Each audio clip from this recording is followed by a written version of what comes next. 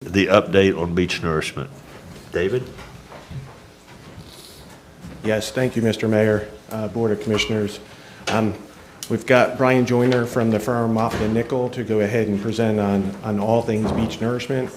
We've got an update from the 2022 post-Dorian project in conjunction with the annual surveying report, and then finally an update to the Beach Nourishment Master Plan. Included in your packet was a PDF file of a draft copy of the annual survey, and I've got hard copies here that I want to go ahead and pass out to. Sure.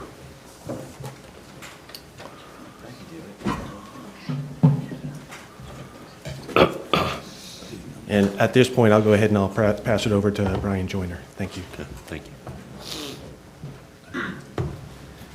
All right, good morning or good early afternoon, but anyway, it's good to see you all again. I'll wait for the passing to occur before I really start. All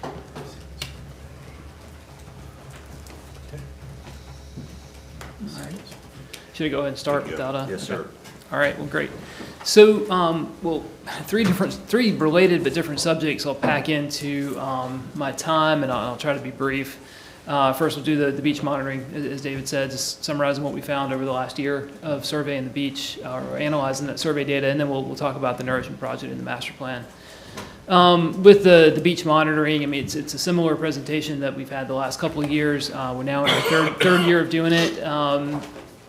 We go through how we do the volume change, a little bit of definition of volume change and how we calculate those, just to remind everybody, and then straight to the results. But if you will remember, 3 years ago when we started picking up the monitoring survey, we recommended that you add some transects or profiles to the survey set. And so with the third year of having that extra information, we've got a pretty solid, consistent set of finer scale information that we're doing the calcs on, and that's really supporting the master plan as well. So it was good that was done. We're seeing some better resolution information.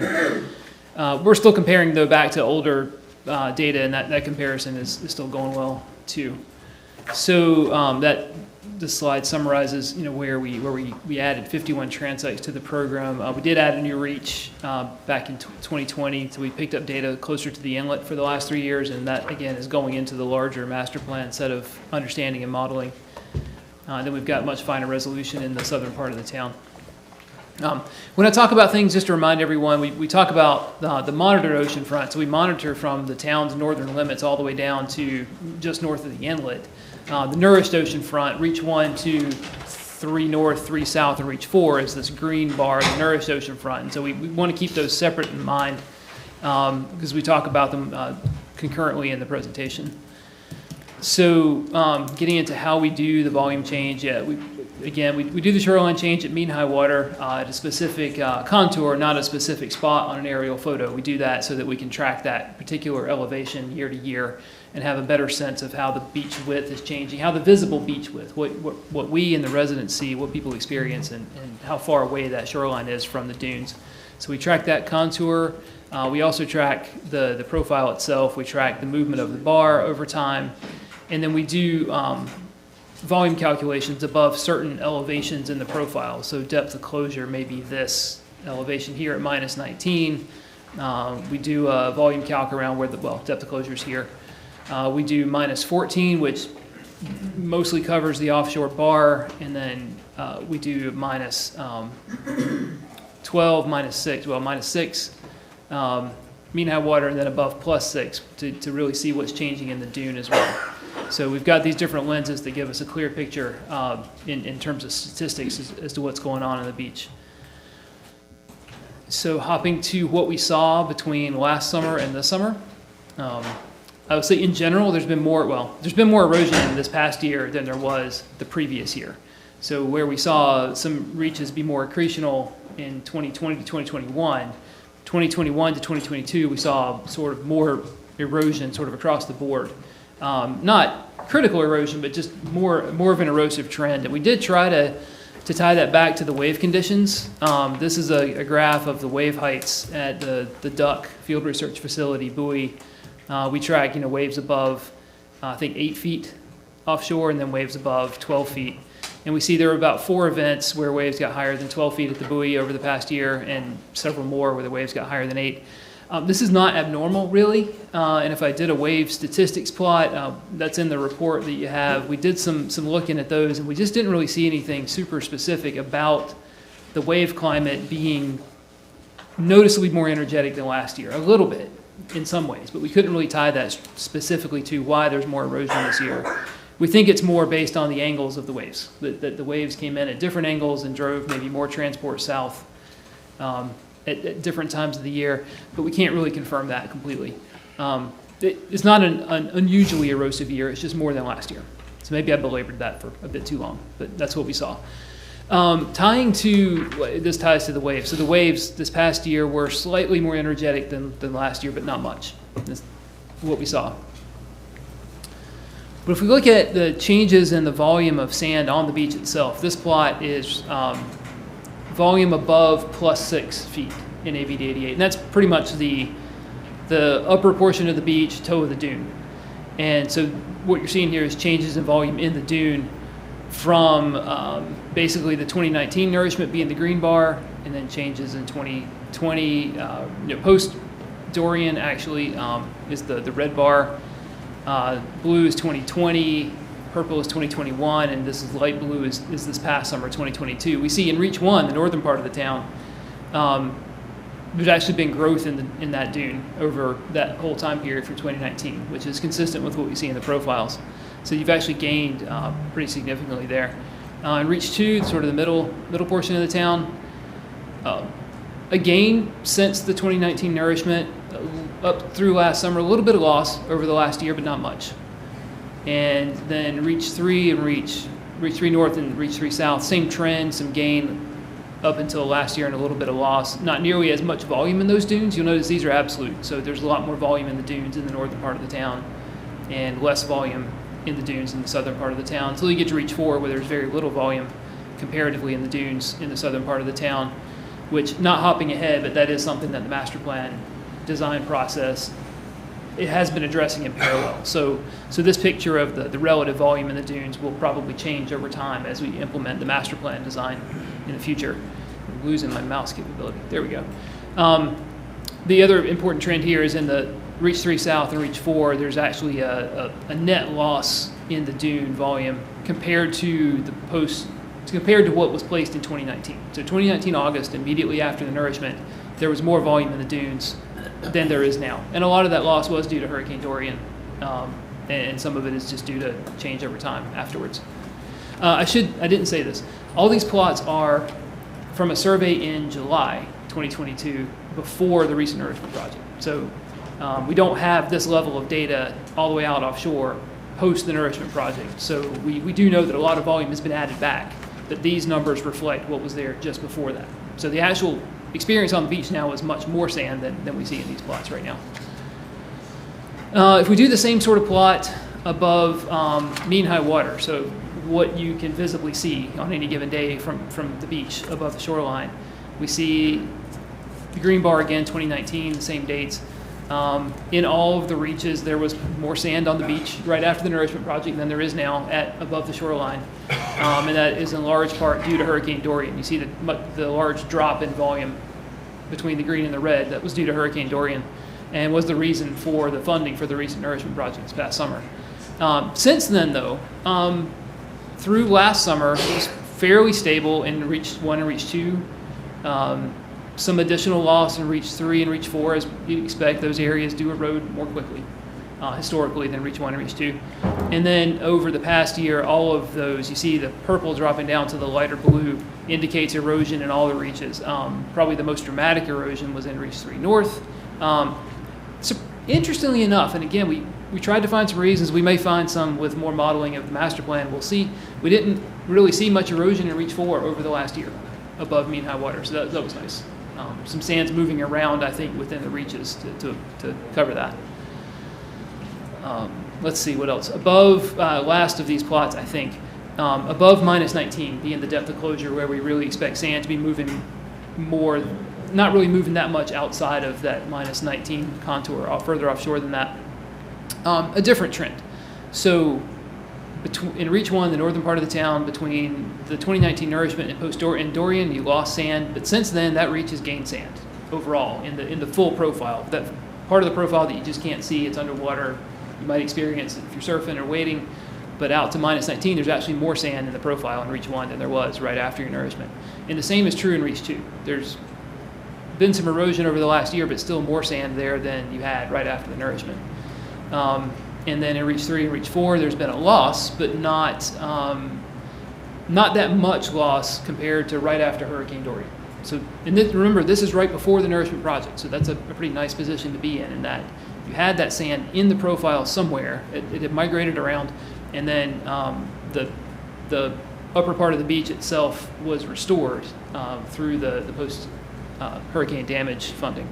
So you've got, I think, I don't have a picture of it on screen or a volume change, but I think you've got a very healthy beach right now after having completed that nourishment project, and you're back to really solid conditions going into the next several years. Oh, I was wrong. There is one more. This says about the same thing that I just said, so I'm just going to hop through this. It's just another way to look at the data.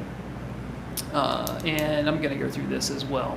It basically shows that the cumulative volume change by elevation, over the last year, it has been a net loss up through July 2022, but still a pretty good position to be in, especially just after your nourishment project in the summer. Which, I guess I'll just pause for questions, since I'll now transition to the nourishment project itself. Are there any questions on the survey monitoring report? Anybody? All right. Cool. Good.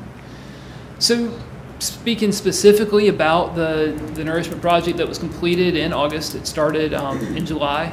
Great Lakes Dredge and Dock completed it rather quickly, on schedule or possibly slightly before what they had originally scheduled. The sand color, as it came out, we came down, I came down once, my colleagues came down a few other times, and the sand looked very, very similar to the sand that was on the beach before they pumped the new sand out. So the sand color was very nice, the sand texture is good, the size seems to be good, it seems to be doing very well. Not a lot to say about that, is that it did seem to go very well and faster. I'll get to the schedule in a moment. The things that are pending, it's not totally complete. The nourishment is done, but the sand fence and planting are pending. The planting was pushed forward, was pushed off in time to coincide with the sand fence placement, and we're still waiting for permits from the agencies to do the sand fence placement. There was conversations on the original permit application. There's some revisions done to that sand fence design. We submitted a revised permit application a week or two ago, and are starting to get some feedback from the agencies now. So I'll talk a little more about that in a moment. The construction schedule, this is a slide I showed you all back in June, I think, and it's the same schedule that we had anticipated the schedule before Great Lakes started working. The one change to it is I made a flip here. The Ellis Island, the larger hopper dredge, actually came first. They came in late July or early August, I think. They freed up from another job semi-nearby, and were able to start placing large amounts of sand in the profile on reaches 3 and 4. They completed their work, and then the Dodge Island came in and finished the job in late August.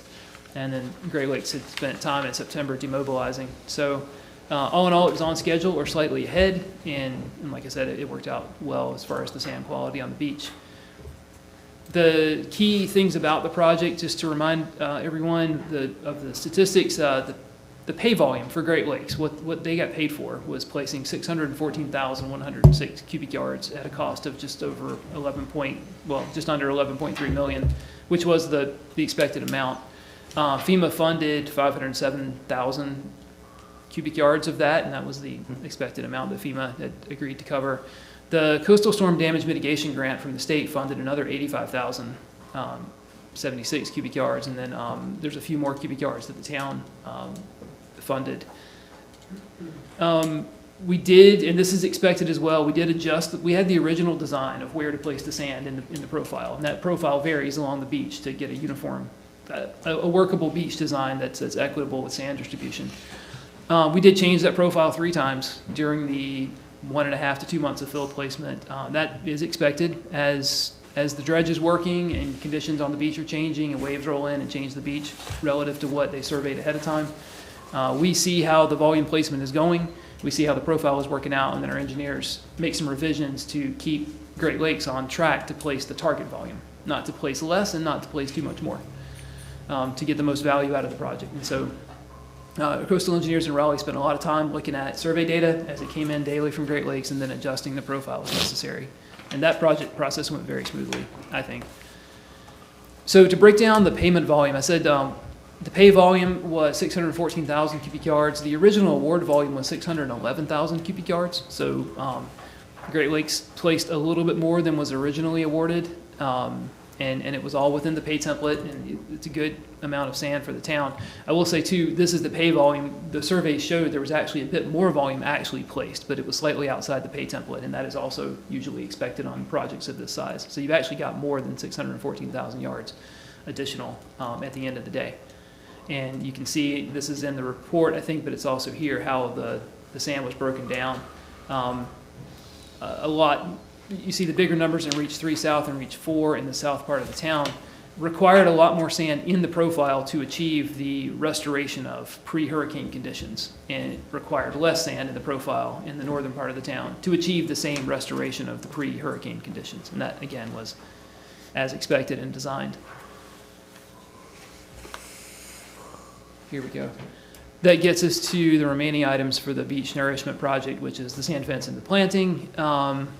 Like I said, we updated the drawings for the sand fence based on working with the town, having some nice drone images supplied by the town that helped us make the case for where sand fence could and should be placed, to try to talk to the agencies about that. We submitted a formal revised permit application on October 20th, and it's not on here because it was late breaking news, but I believe the well, no, that's about the master plan.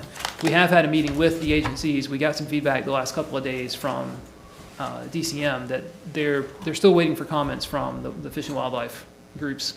They know that it's time sensitive, and they're working that as quickly as they can. So we expect some feedback in the next week or two. We are coordinating with Great Lakes on the contracting time to either issue instructions based on expected permit response, or to extend the contract if needed to get the sand fence and dune plants placed. So well, I'll stop there. That was the post-Dory nourishment. Are there any questions about the nourishment project or comments on that? No. Okay, good. So, and I apologize for the title of the slide. It really should be Beach Master Plan Update. So now we're hopping into the overall multi-decadal Beach Nourishment Master Plan. A lot of the work going on right now, or over the past several months on that, has been around an exploration of the Barra area. If you remember from earlier talks, we were able to get geotechnical investigations done in the green part of the Barra site. This yellow shaded area is the Barra areas that you have been using for nourishment for the last several rounds. The green area is to the north of that and is a much larger area, and then the purple to the bottom is an additional expanded area that we're exploring for the 50-year nourishment plan planning and concept. So the green indicate vibrocores that were taken summer 2021, before the weather got too difficult and the inlet got too difficult for the survey company to work. They completed those, they analyzed them, we have those results, and it looks like there's some really good sand in there. We did find an area, we sort of found the edge of the good sand in that this shaded area is not looking promising for beach nourishment sand, but so now we know where the bounds are. And this past summer they went out and our sub-consultant M-Drill went out and took vibrocores in this purple dotted area, and they collected all those cores and are analyzing those in the lab now. I bring this up and I show a few. So 558 here, 432, which is in the Barra area that came from this past summer's sand placement. So this is the sand at 432 that you would have on your beach now. It's what you saw coming out of the dredge pipe this summer. And we'll compare that in color to the northern sand and the sand from the southern area that's being analyzed in the lab now. So doing that, this is it doesn't show up that great on screen actually. The colors are a lot nicer in PDF, but this is the color sand that it's more browner and more golden really in the image that was placed on the beach this past summer. And we see that if we compare the sand that is being analyzed now for the other parts of the Barra area, it's a little darker, but not much. And so I think the color of that sand is going to work out well. We know that the gradation of that sand is good from the lab tests that have already been done. We know the depth to sand. Some of this stuff is not beach quality sand necessarily, but so we know above that where we have limits on the volume of sand that we could actually use for nourishment and get permitted. And if we go through the other remaining bits of the bar area, the colors seem to be fairly uniform or at least consistent. So we think there's good sand. All in all, the statement is there's a good amount of sand, and there's also good agreement between the vibrocores and the sub-bottom profiling that gets down under the surface sand layer to look at, lenses of sand or if there's any other kinds of objects or layers down there. So that's a long way of saying we think we've got a really good supply of sand for the Beach Nourishment Master Plan. We'll be able to have numbers on that over the next 2 or 3 months as all the lab tests come back, and then we compile those results into spreadsheets and calculations and things. I just thought this was interesting. So part of the field investigations that we have to do for, mainly for historical and archaeological cultural resources clearance, is sub-bottom profiling with seismic instruments and then magnetometers. And so this shows the vibrocore here and a vibrocore here where physical sand was actually taken and sampled. And the sub-bottom profiler shows that the actual sand layer, I'm losing the mouse. I've lost the mouse. Okay, well the blue line is where the sub-bottom profiler says there's a reasonable reservoir of sand to. So again, we feel like we've got a really good quantity of sand, and all of the different kinds of investigations are indicating that. I'm trying to get through to the next slide, and I cannot. So there we go. Thank you. The last couple of things about the master plan is we haven't talked much about this, but we have started the environmental process. We've been reviewing previous EIS documents and other environmental documents so that we can prepare for formal agency scoping. We do have a date on the calendar for the agency scoping meeting. It's November 23rd. I believe most of the agencies have accepted that. We're still tracking because it is that Thanksgiving week as well. So we're looking for that day, if not that day, somewhere around there to really scope out the EIS process with the agencies, which will let us move ahead on some of those documents and analyses. Next slide, please. Thank you. Right. The last thing I have is schedule, and I know the text is too small for the screen, but it indicates the sort of field investigations are the red bars at the top. Our engineering work to create the engineering report for the Beach Nourishment Master Plan are the blue bars, and then the environmental studies and EIS are the green bars. All of them are slightly extended out into the future. They're somewhat delayed from what we had originally proposed because of the delay in the geotechnical field investigations from last summer. Basically, inlet conditions and weather conditions prevented us completing those by the end of the summer season before the fall weather kicked in. So with those being completed this summer, we now have a good idea what the schedule will be. We're probably only 4 months or so, 3 to 4 months delayed from the original schedule.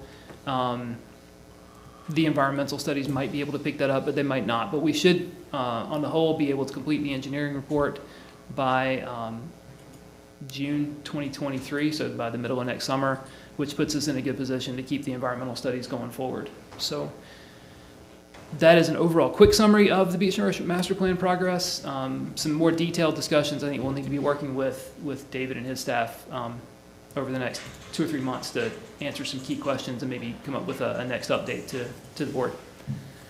And with that, I think my presentation is concluded. I'm happy to take any questions.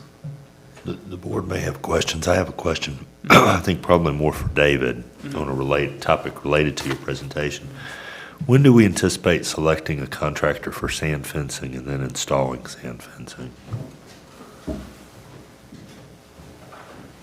As part of this project, Great Lakes had sand fencing under their scope. And so, as Brian had noted in his presentation, we've been working with the agencies. I think we've requested a response by the end of this week. And so with that, the subcontractor that's working for Great Lakes, who's currently working down in Buxton and Avon, hopefully can jump up here and do that work without any interruption. So we're trying to coordinate that all to make sure that we've got continuous flow. Okay, thank you. Yep, thank you. Board members, any questions? Hey, David, I know you're doing the study all the way down to the inlet. Have you had, not David, no, sorry. Have you had talks with the Park Service? Do they have any plans of doing anything on their end of the world? We have not, or I have not. I mean, there's been some conversation in the larger countywide towns coordinating. That hasn't been super intense lately in terms of those conversations. I think there's been some discussion about that, but we haven't had direct talks with the Park Service about that yet. Thank you. Thank you.